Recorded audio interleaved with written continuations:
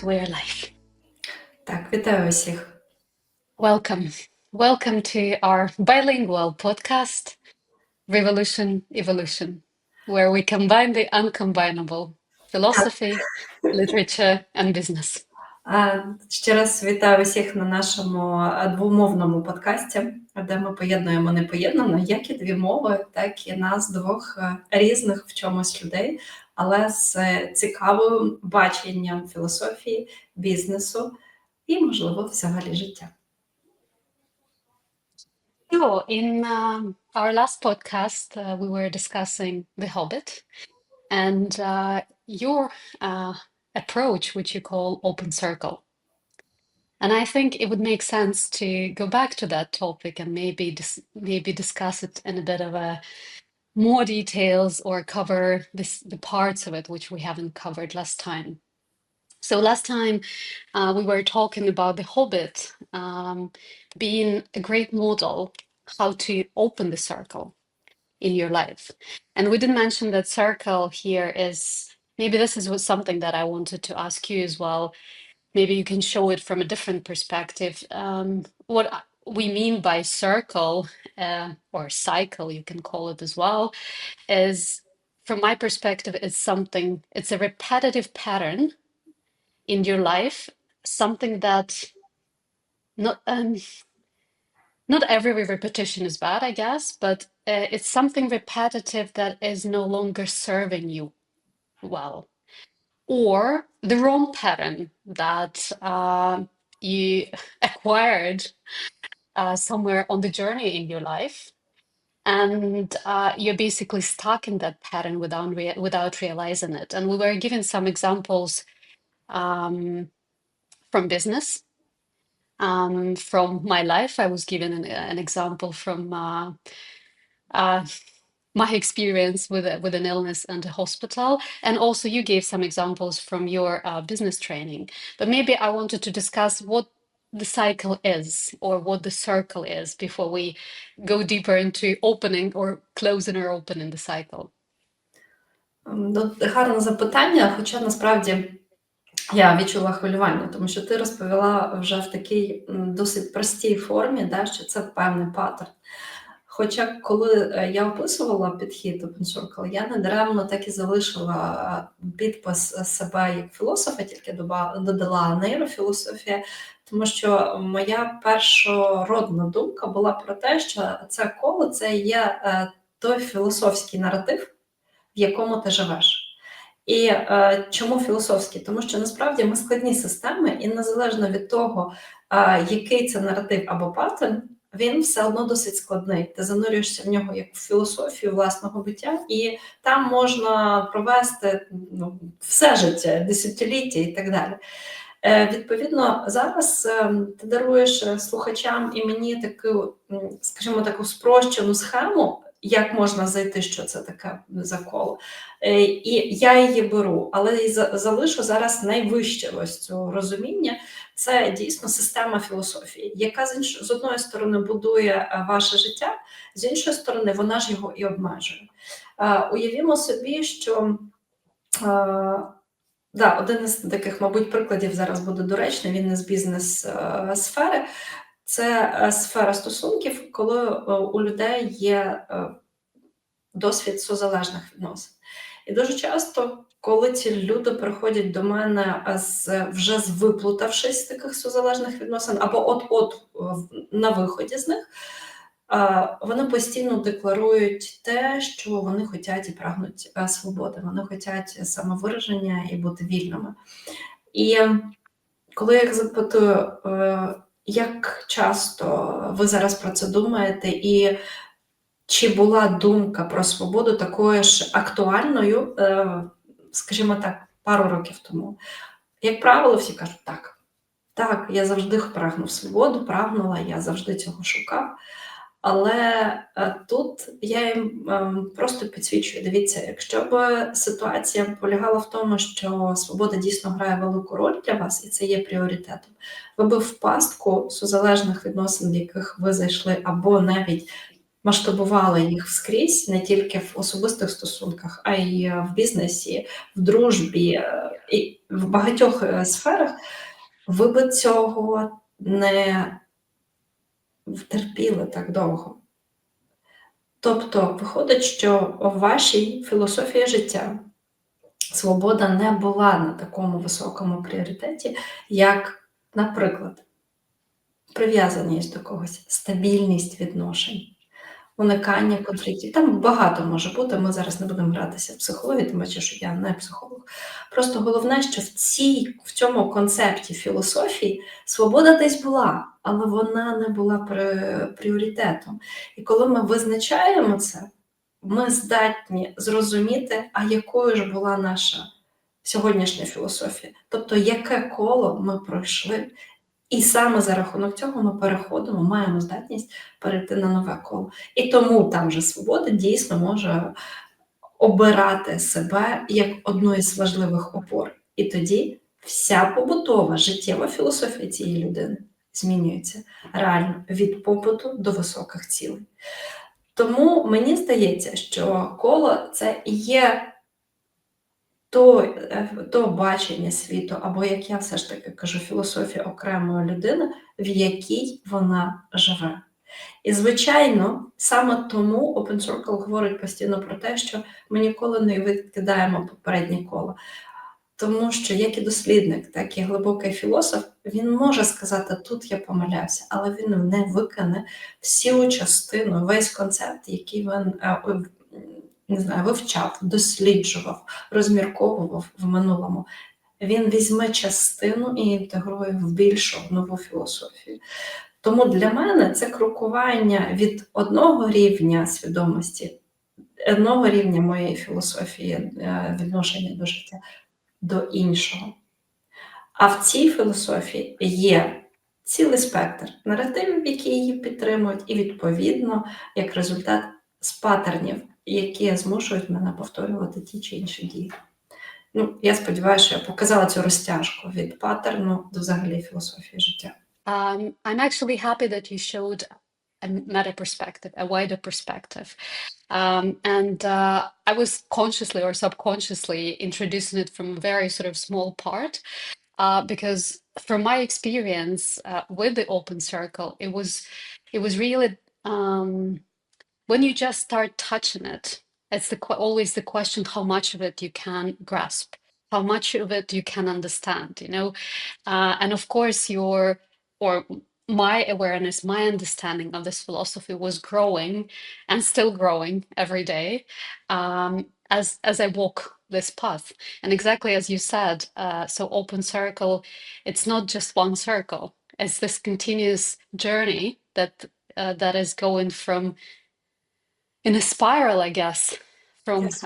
one circle to a bigger circle to another one, and on and on and on, which is evolution in its essence. So evolution, how to make sure that you don't start walking as a horse in a circle and continuously walk a spiral, meaning that you're continuously developing, continuously growing, and not a hamster that runs, you know, in a closed circle.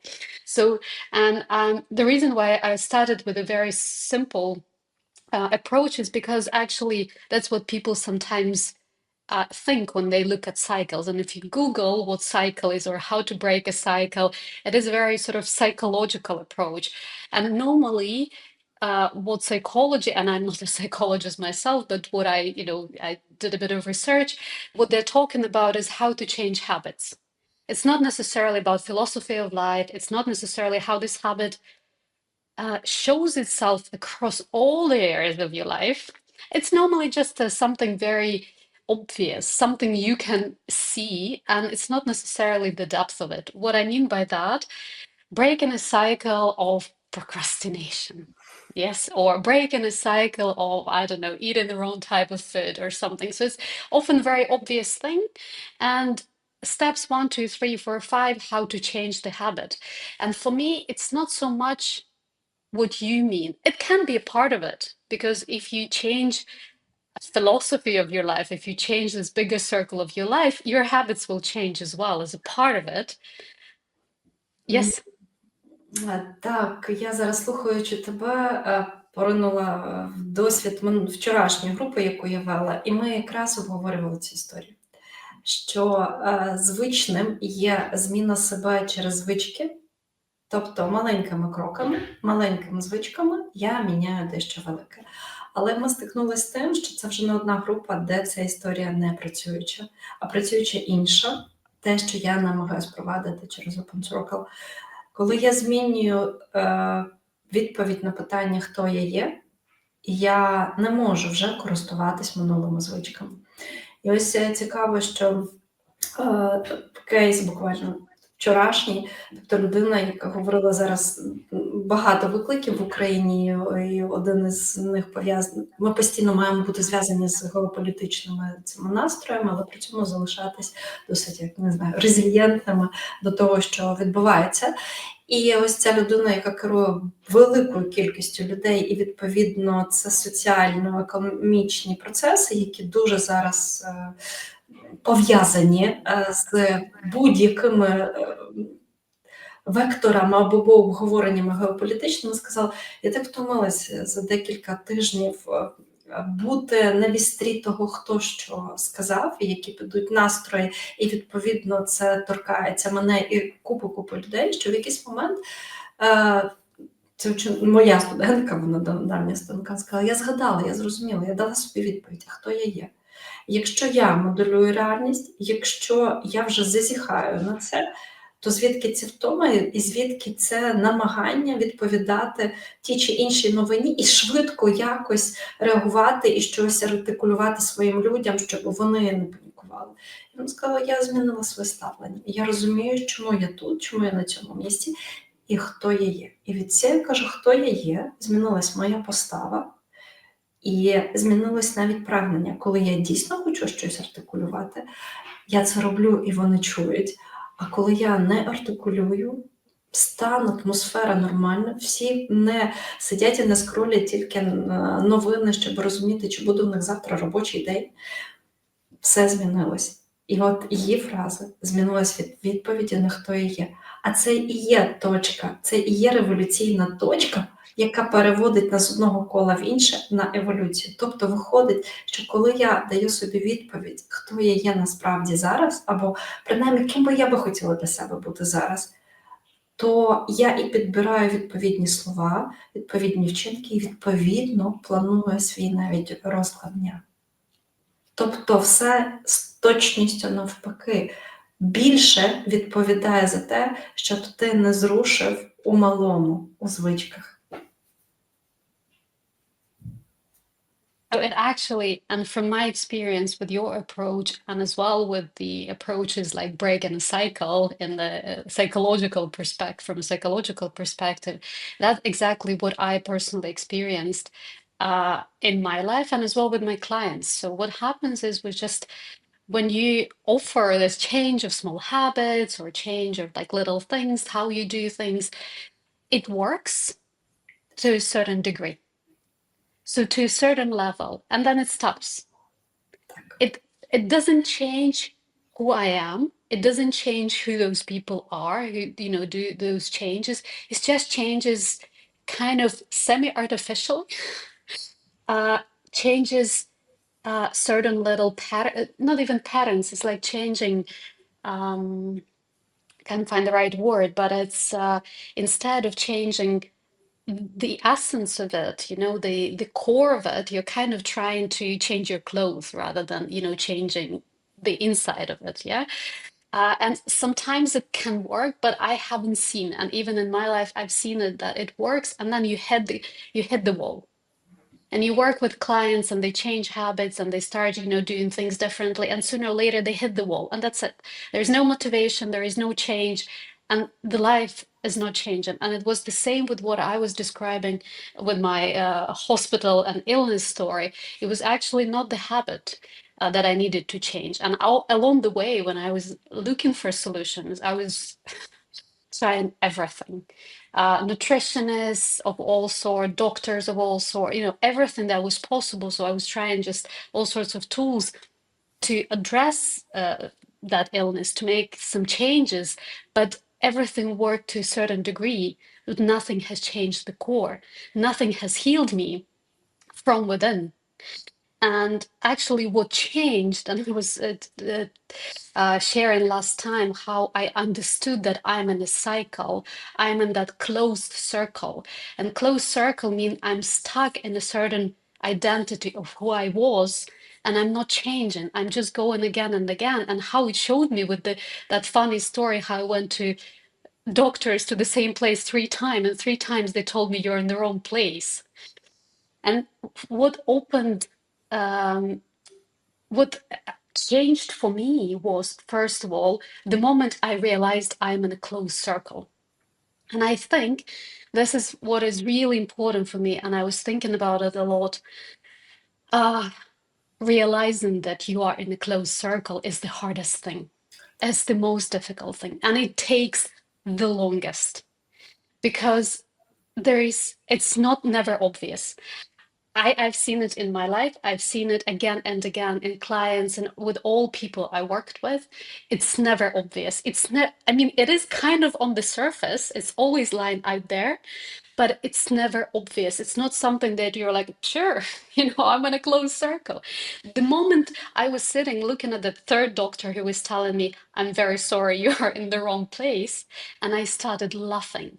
And I didn't laugh at him. I laughed at the whole situation because first time in my life, I've seen these 10 years of me being a horse or a hamster running in that circle. I realized that. And that was like that, a bold moment, huge moment, because everything that happened after that and within a year, I really managed with your help and with the help of the open circle approach, I helped to really open that circle. But before that was even possible, I needed to realize that I'm in it, and to realize it is extremely, extremely difficult. Так, це на рівні революції якраз. Тобто збагнути, що так більше не може, тому що це вже щось старе, воно не працює. Ти раб цій ситуації. Але знаєш, я зараз слухаючи тебе, я розумію, що нас можуть теж слухати зовсім різні люди. І я розумію, що ми з тобою знаходимося теж на певних рівнях і працювали з певними бульбашками, і зараз мені хочеться тут додати деякі моменти. Я безперечно бачу, що робота з так званими атомними звичками, і книжка, яка зараз дуже популярна по світу, вона є супердієвою дійсно до певного рівня.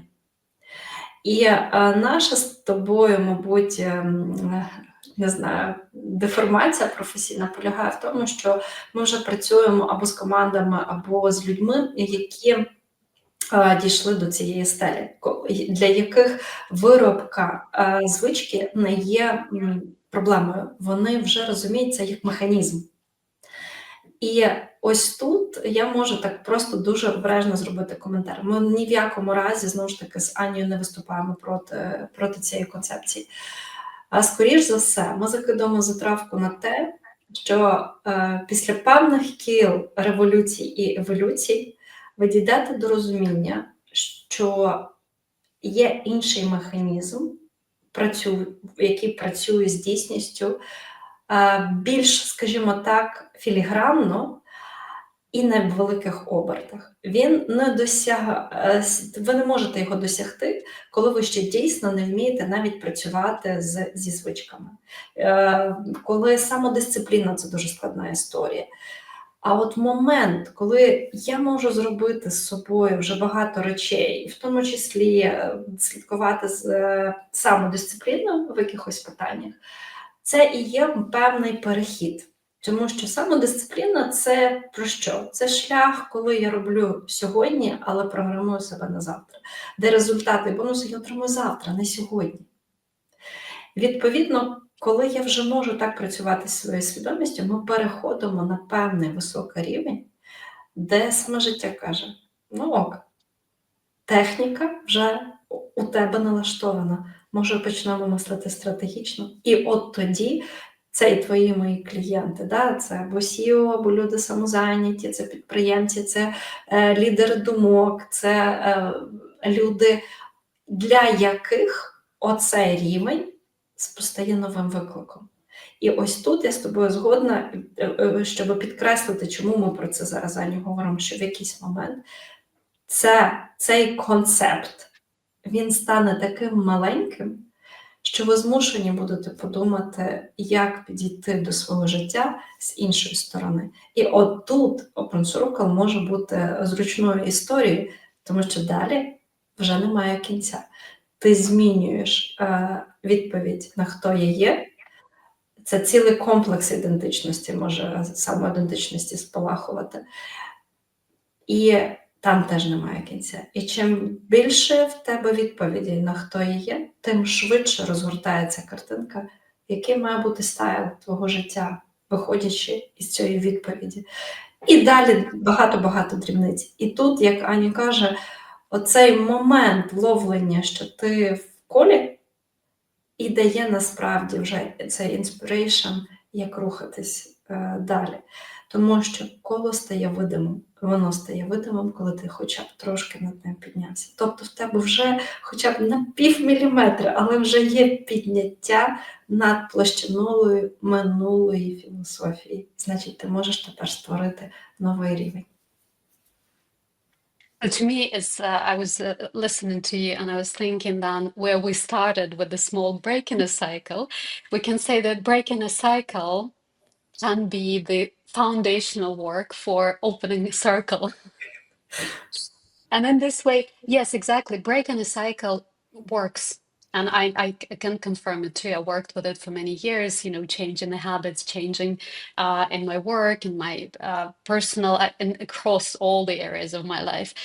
And it can be a really good starting point because you do see changes, you do see, you do explore that in a sort of, it's like a small gym, so to say, for opening a circle. And it does give you, maybe there are people who are, maybe there will be people who can already instantly understand how to open a circle rather than going from the foundation up. I'm sure that also we are all different, and I think this is a good time to go back to the Hobbit, because as we said, Hobbit was Bilbo was in that closed circle without realizing that he's in a closed circle.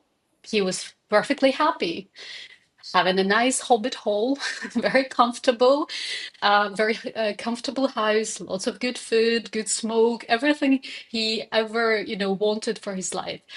But there was something. There was that little tiny voice, little tiny inner urge for adventure. And that was something that he was successfully ignoring for years, as we do. As we all have, I believe, or at least I did, and I've seen it in other people many times, we all have that voice, but we're extremely skillful in ignoring that voice, no matter how much it's trying to talk to us. And then what happens to Bilbo is that, okay, so his inner voice cannot reach him. So he brings that urge brings Gandalf into his life.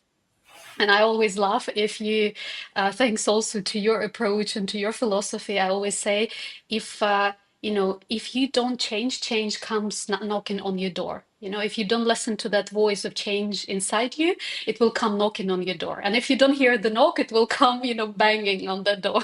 And then before you know it, you are in a huge storm. Luckily for Bilbo, he was not in a huge storm. Gandalf came and kind of moderately, gently pushed him out of that door. He said, you've been sitting here for far too long. It's time to go. He leaves his hobbit hole and moves on that adventure, goes with the dwarves. And in their first, whatever challenge it was, I think it was trolls and things getting a bit tough. And he is thinking about his home. He's thinking about his house and his food and his good clothes and handkerchiefs and good smoke. And what I notice, if you look at it, if you see that line across the book, it's getting quieter and quieter. Yes. As he goes deeper into exploring that new identity, as we said, yes, you need to go and for looking for that new identity, whether you most cases, we don't know what it is. We can have a sense of something, but we don't know really. He's actually lucky because Gandalf offers him some sort of a picture from the future, you know, this thief, as a new identity. And he starts exploring it. And as he starts exploring that new identity, the old one is slowly dying. It's kind of that voice is going down, down, down, until the moment he's so fully, he really opens that circle. And we can discuss at which moment I feel it is, and maybe for you it's a different place in the book. The moment he opens it, he's no longer thinking about his home. There is no mentioning of his home until he really already goes back to it and he feels like, okay, I'm finally tired. I really, ready for my chair and rest. But he's different. He's not, he's ready for rest, but he was not even thinking about comfort. There is no word like comfort. Where is my comfort? And this was for me exactly that journey we're talking about of losing your old identity and going into new identity. And for me personally, it was not an easy journey to do that. And I've seen it with people I work, especially in business. I believe in business, it's so easy not to see those close circles. Uh, um, sorry, maybe just, I don't know if it's a relevant topic, but I just found it very funny. Business, the word business itself, it comes from Old English word busyness, so it in essence means a state of being busy. Busy. Mm-hmm. So business people, they're always busy, they're hamsters, hamsters in a circle. And kind of business gives you, and business is hard. Yes, I'm not laughing at it. It is really hard, no matter what size of it is, if it's a small business, medium size, or a large company, large corporation, business is not easy. But it also gives people that permission to be busy and do million things and never go to that core, never look at the essence, never look at the core of the issue, because you're always busy. There are a million of things you need to sort out with your staff, your investors, your board, your customers. There's so many things to do 24/7. It's so easy to be busy. And what I noticed that, yes, it's not easy even when you don't have a business in your life. It's not easy to find that, to realize that you're in a closed circle. But in a business, it's like 100 times harder. And when I work with people who, work in business or who own a business, it's extremely hard for them. And they're smart people, they are intelligent people with lots of experience, lots of knowledge. But finding even time to look into behind all that business, where is the important, what is the essence of it all? Why are you even doing all of that? Who are you in all that busyness? What is your identity? Is it really evolving, or are you still the same person, whether you make 1,000 euro or 1,000,000 euro, and you're still the old self, just having a bigger amount of business around you, a bigger amount of responsibilities and issues, but patterns and that cycle and that circle is still the same. Цікава така перехід від бізнесмена до людини, яка постійно зайнята. Хоча це класика. І зараз, слухаючи тебе і поєднуючи це з книжкою з Більбо, та абсолютно права, що він, виходячи з попередньої філософії своєї, він все менше тягнувся до неї. І навіть дійсно, якщо і хотів повернутися додому, це інша вже історія, це для інших речей. Да? Просто взяти, він почав відчувати цю смак їжі, смак цього відпочинку, яким би він не був. Але, як на мене, якщо прокручувати це далі, то мені здається, що абсолютно новим Більбо, який перейшов в нову парадигму своєї нової філософії, він став тоді, коли вони з Гандальфом прощалися. Він і Гандальф натякав на перстень, на щось, що є у Більбо, тому що він вже відчував і знав про цю таємницю. І от коли Більбо змовчав, це була нова філософія. Тому що той Більбо, він не зробив би так. Він боявся б цієї речі і боявся б авторитету Гандальфа. А тут він переходить цю межу. Це перше. Друге, гарно зараз навіть можна говорити про зайнятість і про хобітів, тому що Толкін описав їхню буденність, і там можна побачити, що не всі були зайняті. Вони постійно щось робили. Да, це могло бути і 5 сніданків, але зайнятість була забезпечена. І це вже й ти знаєш, пропозиції мої завжди в підході, коли ми особливо займаємося зміною філософії або зміною кола, я рекомендую виход в тишу. І я взагалі регулярно стикаюсь з одним і тим же питанням. Тиша – це медитація? Кажу, ні. Окей, тиша – це, щоб я просто все виключив, сів почитати книжку? Кажу, ні. Тут навіть книжка не підходить. Це не про споживання інформації. Тиша – це про внутрішню тишу. І тут повне зависання, якщо це не медитація, і якщо я не просто десь закриваюся в якомусь резорті або в своїй кімнаті, в своєму кабінеті, то як може бути тиша? А ще якщо я можу сказати, прогулянку зробіть, але в стані тиші, це взагалі розбиває мозок на шматки. Як це? Я ж не можу не думати. Дійсно, ми люди. І будь-який нейробіолог вам скаже, і нейропсихолог, що кожну секунду у нас там купа думок. Але ось цей момент, коли ти вчишся керувати своєю тишою без навіть практик медитації, тобто коли ти здатен чути ось цей tiny voice, навіть попри те, що навколо гримить звуками місто, бо хтось щось може говорити, у тебе є бізнес або бізнес, ти не виходиш, ти не абстрагуєшся, оце важливо, ти не абстрагуєшся в цей момент, тому це і не медитація. Я не виходжу із ролі, я не виходжу з своєї філософії, де я і для чого я побудував ці бізнеси. Але при цьому своєї нейрореальності я слухаю себе. Ось що така тиша.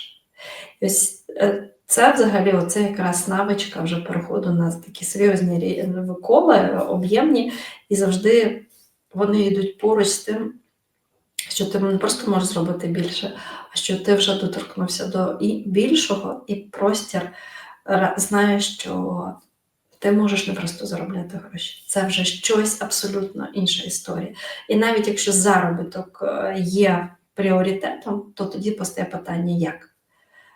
Да? Щоб ти вийшов із цього зайнятості і перейшов в майстра, який може додавати правила гри, а не бути частиною гри, яка вже не може зупинити тебе.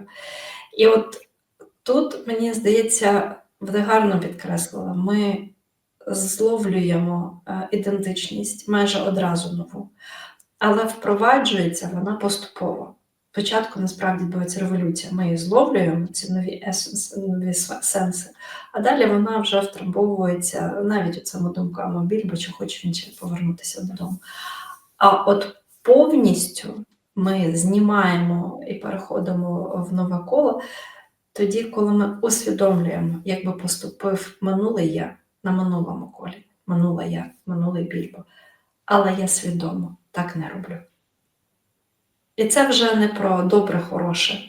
Я просто свідомо не роблю. Так, не приймаю таких рішень, які були для мене тоді очевидними і, можливо, єдино допустимими.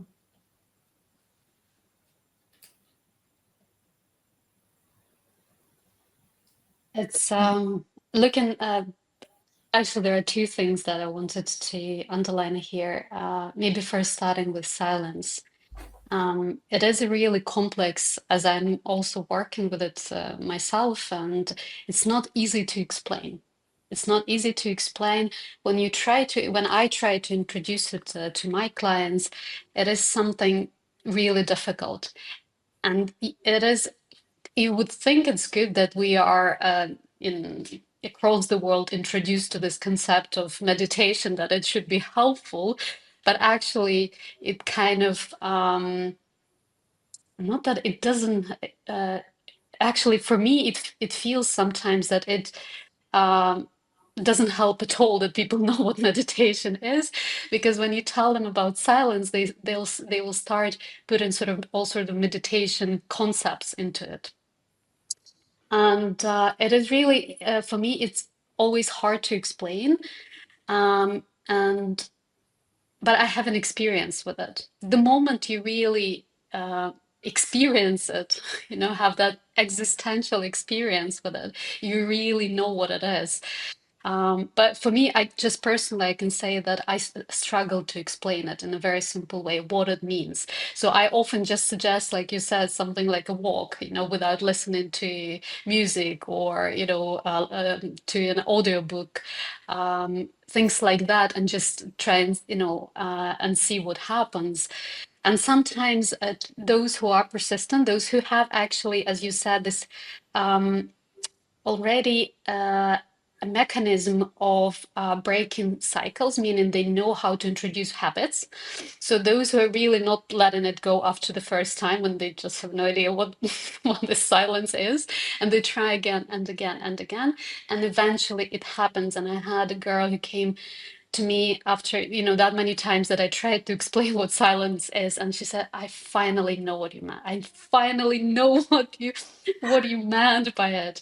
But it takes time. I'm sure, like with some people it can just click like this, but for many it is really it's a strange concept, especially for many reasons. We're really busy regardless of what we do, and information field is becoming noisier and noisier.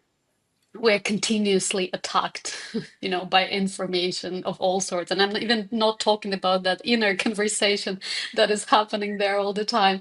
I mean, from phones and laptops and from everything. So that silence is not easy. But to me, I think it became, to me personally, that tool of how to really change identity, how to continuously have that open circle and grow and evolve without drama. Because exactly as you said, when I give that space, when I have that silence, I really can hear that voice. And I already had an experience where I already can feel that a new identity is coming, and I start moving that direction. And when I start moving that direction and do things and start exploring what this identity is, what is knocking on my door, there is no drama. There is no drama. There is no, massive, there are no massive losses or massive, issues. There might be some challenges, of course. There are some little things here and there happening, but there is no drama. And to me personally, it was an amazing, a huge difference between how it was, the change of identity before, when it wasn't conscious at all, when it was just kind of, as you said, I was uh, within the game. I was not introducing rules to the game. I was Mhm. not the one sort of outside it. And it's very different. And it's much softer. It's more exciting because you do feel, I personally felt, of that word of being creator of your life, that word is often very, well, at least I hear it a lot everywhere. You really feel as the creator. Because, the creator in essence of, how things happen in your life, that I manage it really, and I play with it, and not the life playing with me. I don't know if that's the right comparison, but this is how it felt. And about Bilbo, there was a moment in his, and I have it in the book, where when he went to first time to the dragon's den, or the mountain, to check on the dragon, and it said it was at this point that Bilbo stopped. Going on from there was the bravest thing he ever did. And that was the time when he didn't think about home anymore. He was just thinking, he's doing something, and he was really proud of himself, and he knew that he's different. And actually, what happens next is not only that he goes and checks on the dragon, he interacts in a conversation with the dragon, and quite a witty conversation, I would say. For a little hobbit, he was really, um, I would say, he was talking to him as an equal. Yeah, it felt like, size-wise, as if they're the same. Or Mhm. and that to me was, here Bilbo is completely different. This is a new identity. He feels so confident in that identity that he talks to the dragon, who everyone fears. Every, not only dwarves but humans and everyone around. But he feels so brave and so confident that he talks, he plays with him, he provokes the dragon. And that was, for me, the point, where I noticed that's the new identity open up completely, but not the open circle to me. And this is, the moment I wanted to discuss with you, what to me felt as the moment of opening that circle. And maybe, just one point, to me personally in my journey, what happened was, so first you realize that circle. Yeah, maybe you go through cycles, opening those little cycles, breaking the cycles, and then you finally realize you are in a closed circle, and you are in an old identity, and maybe it's time to change. And then what happens is this you suddenly start hearing that new identity. You don't know what it is, but you sort of start exploring it. And that's what Bilbo did. He received that invite, received that push, and went into that identity. And as we said, he didn't know what it means to be a thief, so he was going through all sort of stereotypical approaches of what thief is. And then with Gollum in that, mountain, he finally, first time, kind of felt what it is. What is that thief is? What is that new identity, which he showed with the dragon on a full scale? Yes. Um, so you're exploring that new identity more and more. You're still in parallel, still that old identity. It feels like it's still there. So you kind of go there, and back, a little bit of that wave happening within you. And then there is a moment when you have an opportunity to open that circle, meaning to completely go into the new identity and never go back to who you were. And I think that's exactly what happens with Bilbo. He actually, there is a moment where he, I don't know if it's the same as it was at the beginning, but it's where he makes a different choice, as from his new identity. And I'll tell you which one it is, and you maybe will tell me maybe it's, the wrong moment. So he brings this Arkenstone to the Elf King and Yes. to humans. He kind of semi steals it. It's kind of, that stone everyone wants because it's the precious, most precious stone in the world, and he kind of takes it without permission.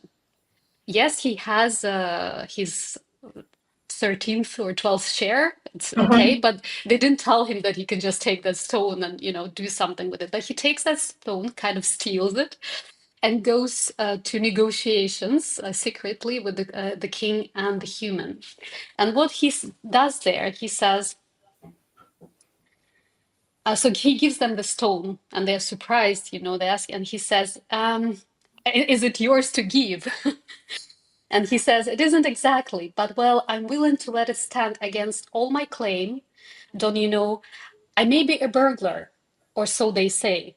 Personally, I never really felt like one, but I'm an honest one, an honest thief, an honest burglar. I hope, more or less.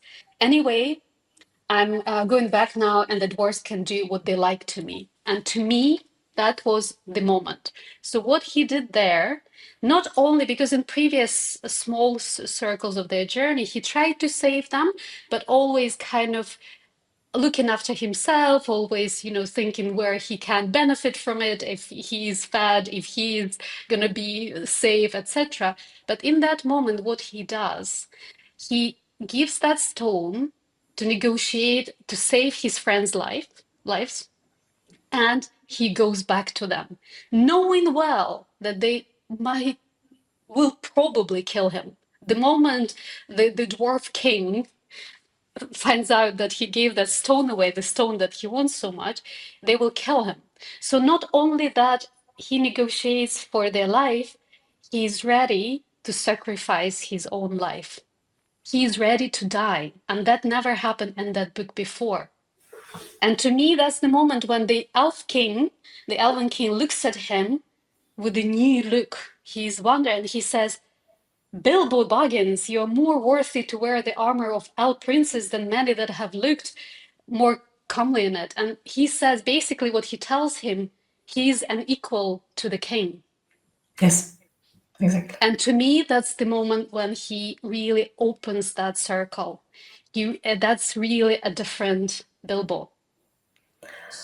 Так, абсолютно класна розповідь, тому що якщо перевести це на підхід, то ситуація, яка відбулася в печері з Більбо, і він почав говорити з іншою своєю позицією, ти вірно підняла, з нової ідентичності, це були такі, те, що я називаю тести або тренування. Тобто це такі тренувальні ініціації в новий стан.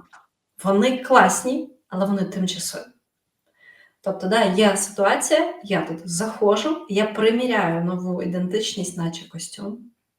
Він мені личить, я себе добре почуваю. Виходячи, я все одно з якимось часом переміщаюся в стару концепцію. І дійсно, потім буде остаточна ініціація, коли я плачу власною шкірою. Тобто, все, за мною помирає той минулий Більбо, і я дуже часто, скажімо так, в житті ми насправді дійсно ставимо дуже високі ставки. Чи це ставки своєї репутації, чи навіть здоров'я, життя.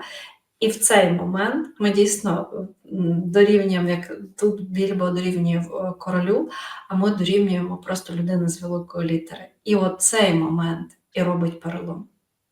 Перелом систем, але в першу чергу тебе. Я абсолютно згодна, що це була остаточна ініціація Більбо в те, хто він є.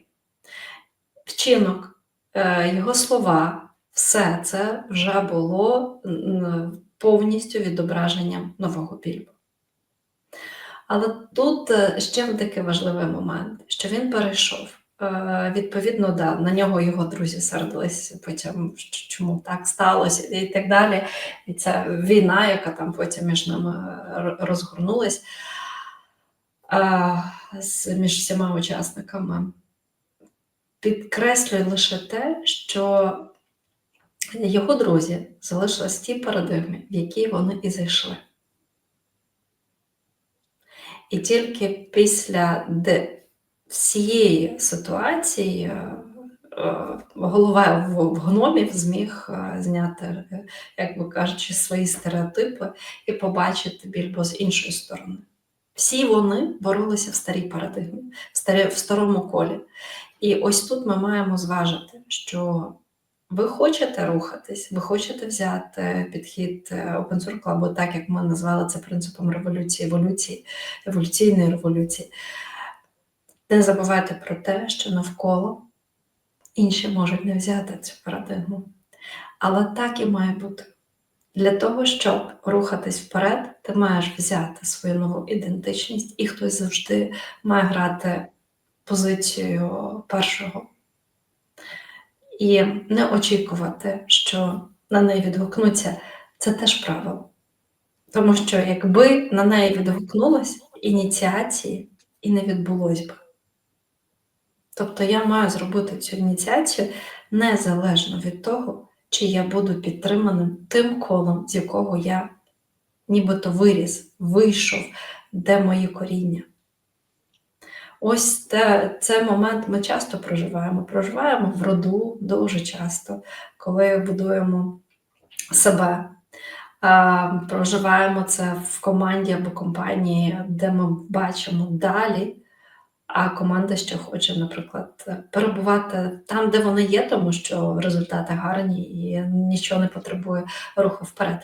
Тобто ось цей момент обрання своєї ідентичності, він просто має переважити ніж те, чи тебе підтримує ще хтось. І в цей момент ти дійсно рівний гідності, рівний тільки слово людина з високої літери.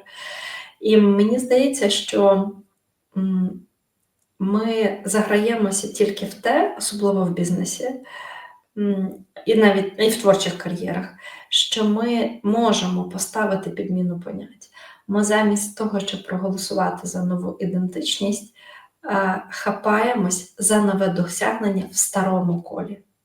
Тобто, грубо кажучи, якби Більбо не зробив те, що він зробив, а, наприклад, залишився просто відданим гномом і не пішов на ці переговори, він би навіть міг пасти смертю хоробрих і героїв і все таке, але він би залишився в тому колі. Ось цей вихід за систему зробив його тим, яким він мав бути. Тобто він зробив крок на не просто вперед, а на інший рівень.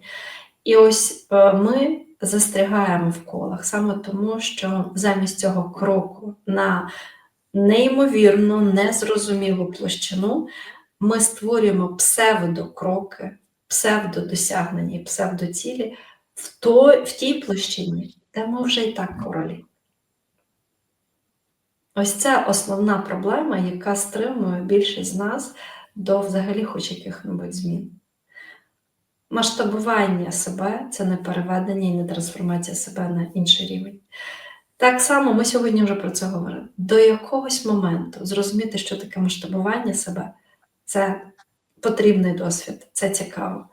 Але далі масштаби будуть тільки піджимати, і ти будеш відчувати порожнечу, ходіння в одне і те ж. Так як і зі звичками. Є момент, коли вони переводять із одної форми, реально міняють форму і суть, а коли ми вже це зробили, то суть має задавати точку форми. І тоді не звички, а хто робить дії, має змінюватися. Отут, ти все гарно розписала, додати немає чого, крім того, що просто в книжці навіть показано, як відбувається це за життя, що ви спочатку декілька разів на маленьких обертах, потім на середніх і на великих ініціюєтесь в нову ідентичність. Хтось хапається, дійсно є люди, які навіть на маленьких обертах це хапають, але це в основному, коли вже не розуміють саме цей підхід кіл і як це відбувається. Але в більшості з нас ми беремо маленький оберт, проживаємо його досить складно, потім середній, третій. І це не гарантовано, що ми переходимо в нову ідентичність, бо ставка переходу в нову ідентичність – це як український вираз або пан, або пропав. Тобто або я переходжу, або я втрачаю все, що було в попередньому. Але, як правило, здобуваю. Насправді, тут же якраз в цей момент, коли ми дійсно це робимо з щирим наміром, то системи, навіть великі системи від спільноти, угрупування людей повертаються в твою сторону.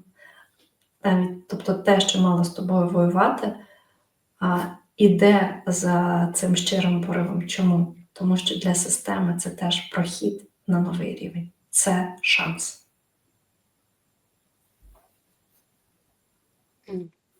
I like your phrase in your philosophy, which you call, probably I would translate it as the entrance is the exit, or the exit. Yeah, that would be the closest way to translate it. That you open that circle where you closed it the first time. So that moment and the entrance and the exit are the same, but you are different. That's the biggest. Or you make it, if you make a different choice, it becomes an exit. I'm actually very curious about the scaling, because I've never thought about it. And for a while in my life, that was my one of my sort of key skills, to scale people or do, scaling as such. And I was thinking, listening to you, and suddenly I realized that scaling has that limit, the same limit as breaking a cycle has. So you can really scale, yes, but you can scale only within one circle. Realistically, you can scale, okay, from 1,000 to 100,000 to 1,000,000 to 1,000,000,000 to whatever, but it's still within the same. You're still within the same circle. It is not evolution is not about scaling, it's about change and identity. But scaling, which is amazing, of course, we businesses talk about scaling a lot, and sometimes maybe play too much with scaling. But uh, we should not, scaling is good, so I'm not saying that it is not, because it can help, to grow within that identity that you acquired. But it doesn't, the fact that you're scaling, and the fact that your business is scaling doesn't mean that you're changing. Slowly, I feel like we're wrapping up The Hobbit and today's podcast. I just wanted to bring this understanding of a new identity to sort of a business perspective. If you remember at the beginning, and I mean you, the listeners, we were discussing that Bilbo is the CEO of this adventure and Gandalf is the founder. And it's interesting that as the founder, Gandalf returns just before the war because that's the moment when they really need him because the things get tough for the business. So you would imagine, business was scaling, grew to a certain level, and that there was a moment when they sort of hit the ceiling, and that's the moment when the founder steps in. He already comes back because he knows they need him. Uh, and Bilbo does really well in those negotiations, but he still, they all need Gandalf there. So the founder really has that sense, a good founder has a good sense when to come back, when to step in. And that's what Gandalf does. And Bilbo, as a CEO, changes identity. And I like what you said, his team. And we were discussing at the beginning, it's interesting that it's a team of dwarfs. In a human sort of parallel, it would be sort of a team of similar people. This is how I would describe it. People with a similar sort of values or similar sort of shared interests, not very different. Of course, there are some differences between them, but in essence, they're a very coherent team. There is no like much variation in it. And then we have Bilbo as a CEO who's very different, Hobbit coming from a very different environment. And what Bilbo does with that with opening the circle, with change in his identity, he actually opens a door. And if you remember, you had this interesting metaphor suggestion that thief is not literally like that he's stealing stuff. Thief can be also metaphorically the one who picks a lock or unlocks doors. And what, again, while listening to you, I was thinking, that's exactly what Bilbo did. He opened that circle for himself. He changed his identity. He's now a new CEO, not a CEO who was, scared of adventure and he wanted comfort and the all sort of everything is good. I don't need to change, it's a stable, good life. Let's just keep it as long as we can. Yes. And here we have a CEO who is ready to die for his friends, who's ready to go to take high risks, who is confident, who is brave, who knows how to negotiate, who knows how to communicate with forces much bigger than him.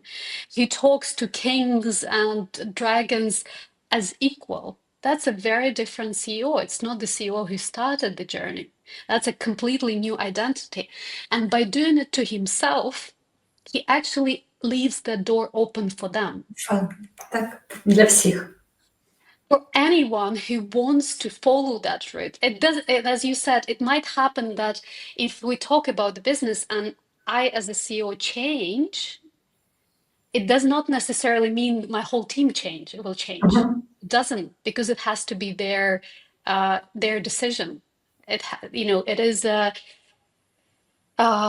personal choice. You cannot do that for people. So it can potentially mean if you're a CEO and you changed, you are different, you have a different identity, it might mean that your team will change as well in your new adventure, in your new business, or you will have to have, there will be some changes following, after you open that door. It cannot be the same as it was before.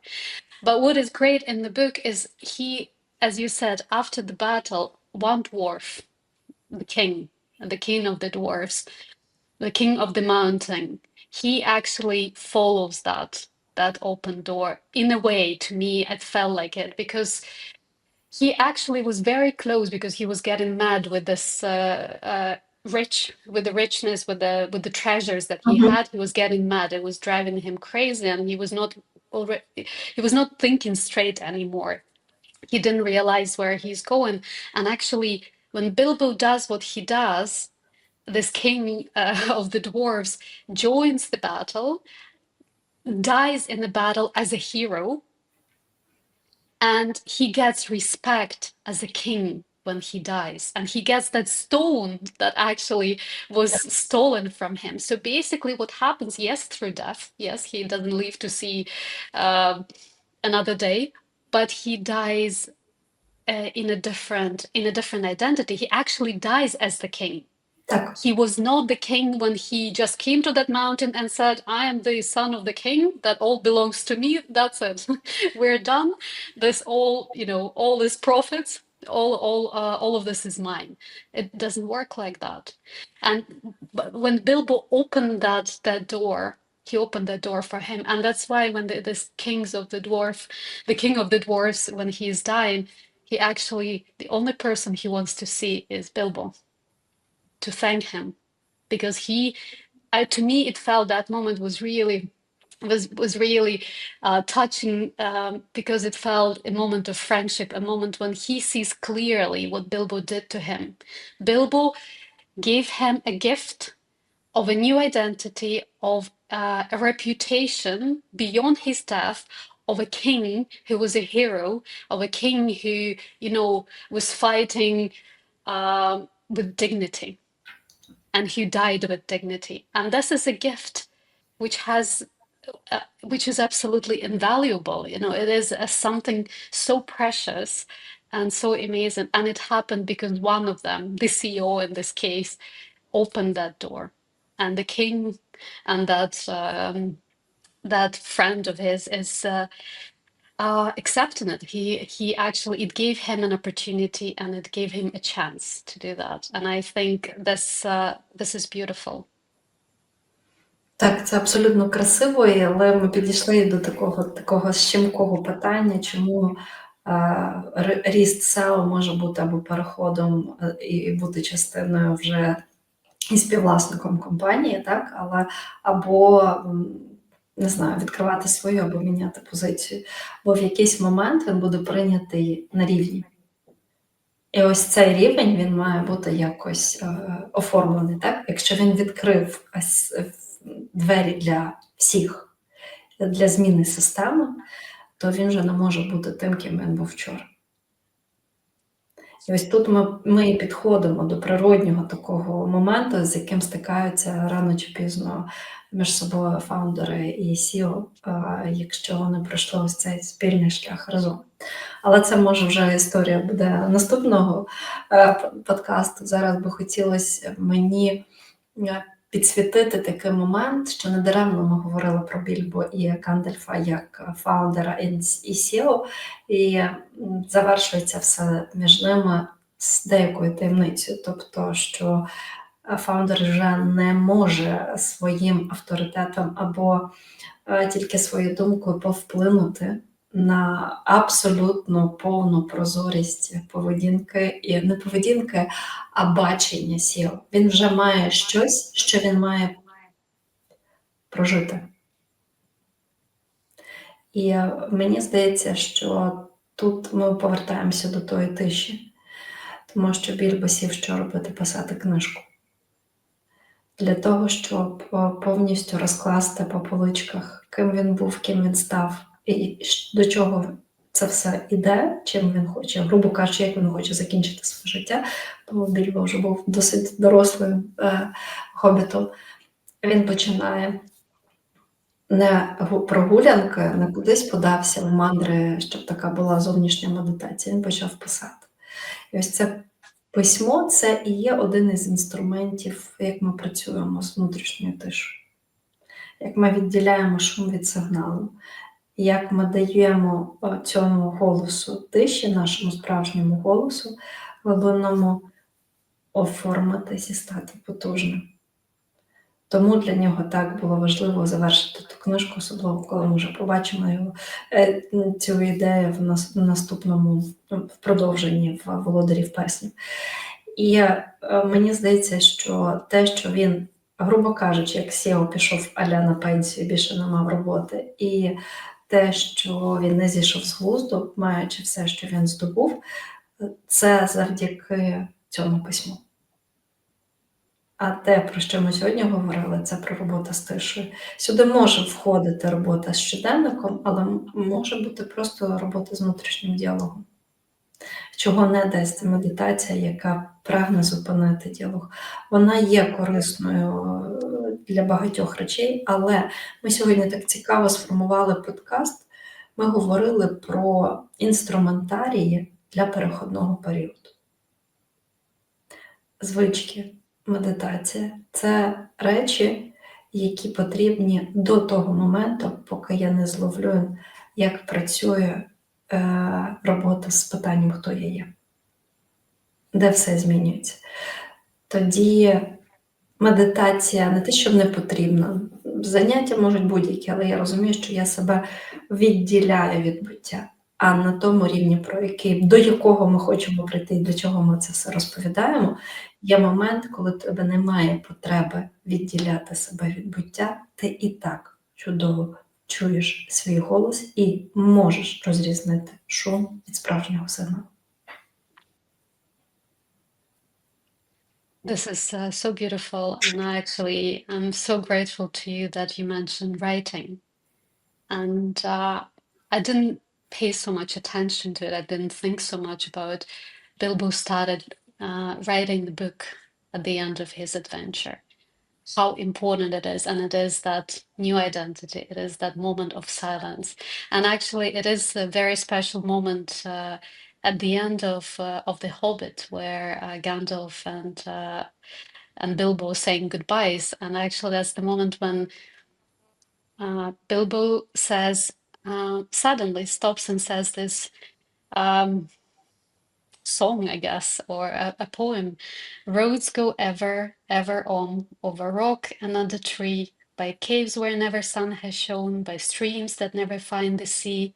And it goes on and on about the road that goes on and on and on. And the moment when he says that, because it feels in the book, this moment, as a moment of that silence, when something comes out of you somewhere from the depth of your heart, somewhere from that subconscious and deep level that you don't even realize is there, and it feels it's coming out of him.